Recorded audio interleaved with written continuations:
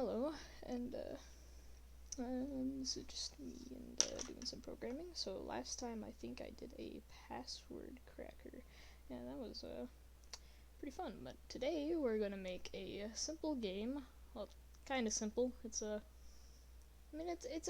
terminal-based game, so it's not a lot of graphics. I might make some graphics later, but for now it's just a terminal-based game or console.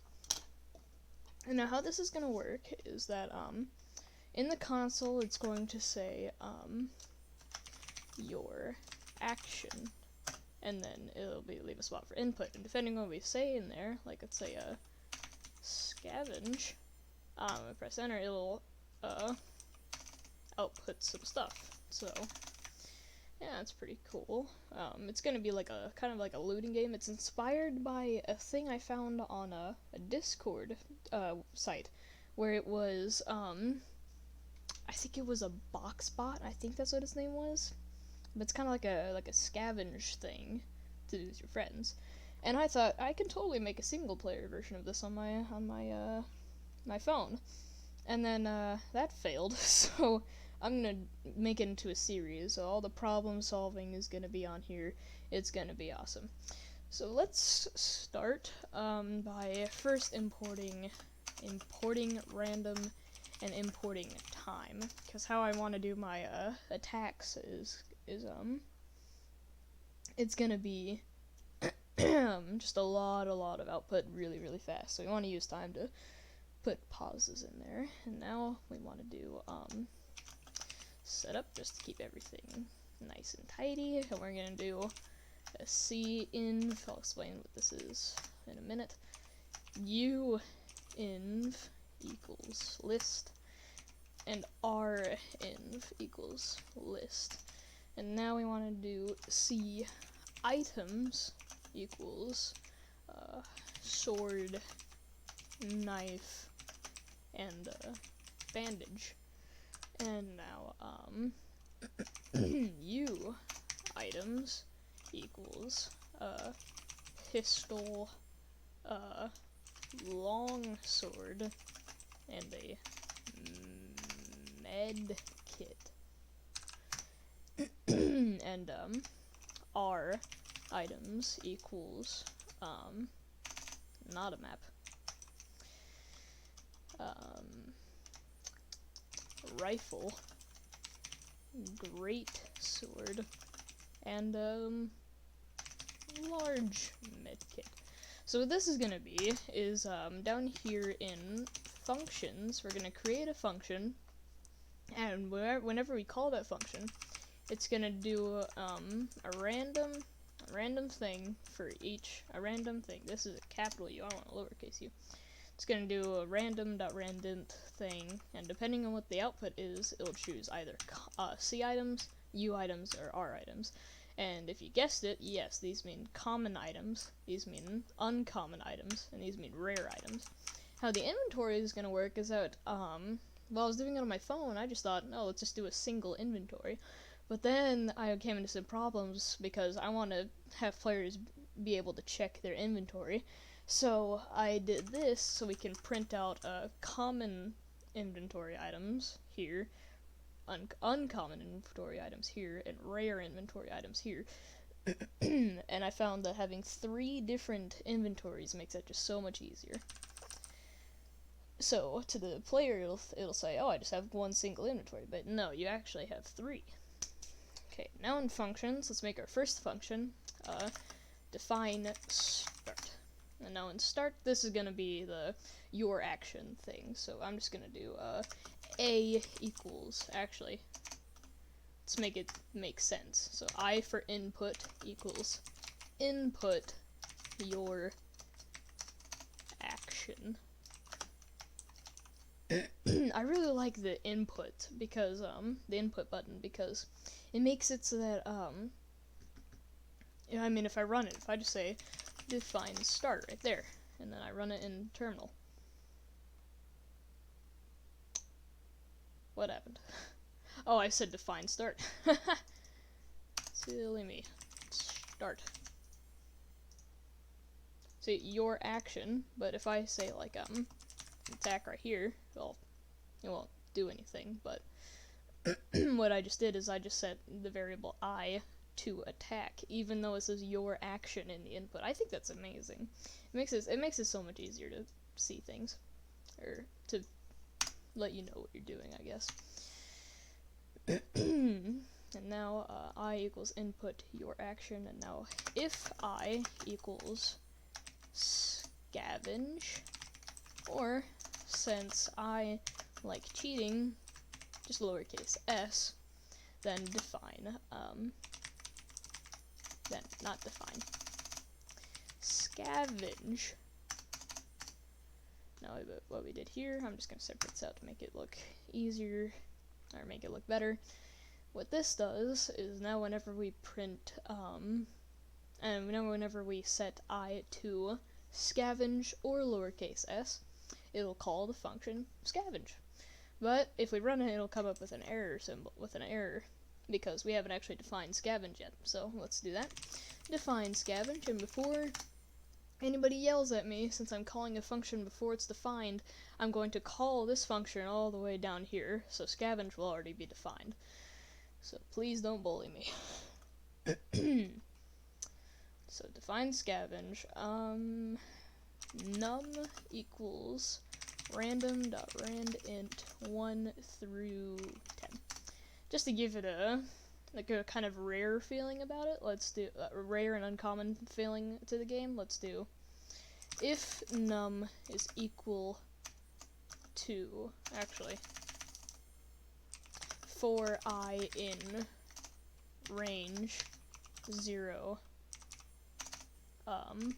10, actually no, 11. If num is equal to I, then break, or actually call C scavenge. I'm just gonna test this out real quick. Let's do define C scavenge. Let's just print it worked. How long has this been recording for? 6 minutes, okay. I still have that stupid thing where you can only do it for so long. But now if we just want to, if num equals I, see scavenge, but if it doesn't, let's just continue looping. So, if num equals I, so if num equals, like, well, actually, oh yeah, that's not gonna work.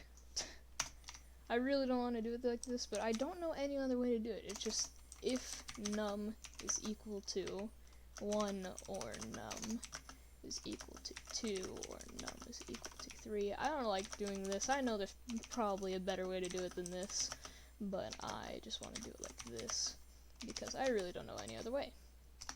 So this says if it's 1 through 6, then I want it to say print you found a common item, and then C inv, which is our common inventory, dot append, which will add something, C items random.randint 1 through 3, and now print you found. Oh yeah, I can't do this because we gotta, let's just do num2. Num2 is equal to random.randint 1 through 3, C items, put the brackets there, and nope, need one more. There we go. Now you print you found a, okay, let's just capitalize that, not capitalize, whatever it's called, exclamation, and then C items num2. Okay, and then we'll just go back to start. Now else, how much time do we got left? Okay, now else we want, not that.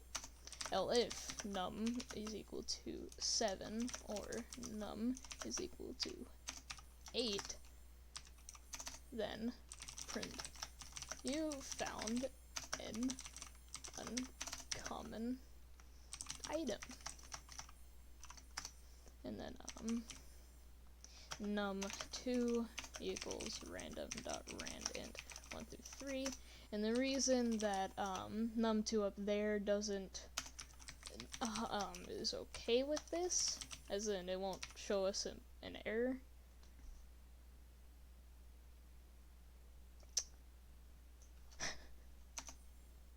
Oops, just noticed that. So the reason that num2 works, even though it's defined up here, is that when it runs through, it only defines this if num is equal to any of these, which num hasn't been run yet if it's just scanning through, so it'll be fine.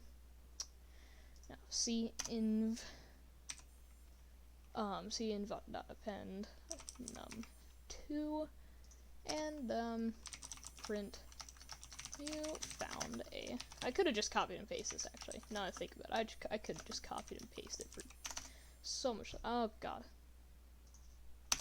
you. It's uncommon. Did that. items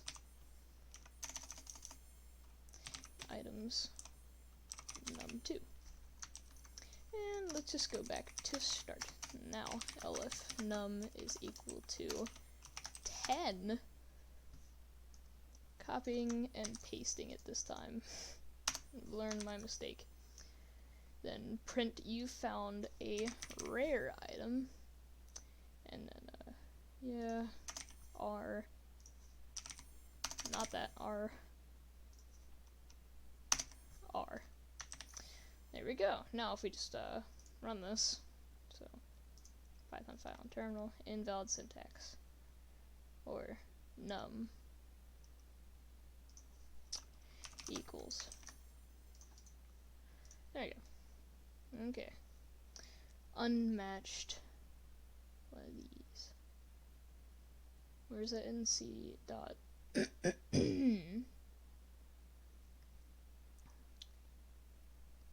And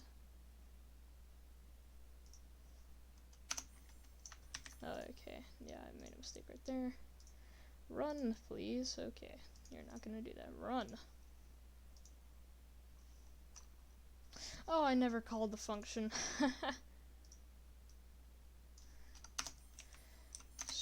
Start.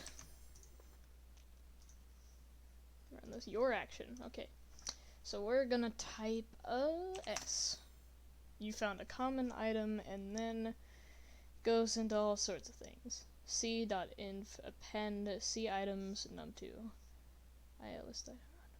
Oh yes, I forgot. Index meters 0, 2. Because it starts with a 0, not a 1. I forgot about that.